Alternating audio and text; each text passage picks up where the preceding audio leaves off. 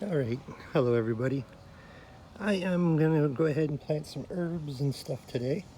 So right now I'm starting with rosemary, basil, thyme, cilantro, and also I'm going to be planting some hot peppers too, ghost pepper and jalapenos. And I've got these little pots I'm going to be working with. Got some Miracle-Gro soil here, so I'll just keep on updating you guys as I go. Thank you. Got everything planted. Got the basil, the thyme, the cilantro, and the rosemary. I'm going to move the peppers over out into the straight up sun, and I'll get that next. Thank you. Alright guys, right here are my peppers. Got ghost pepper in there, jalapeno in here, and jalapeno in this other one.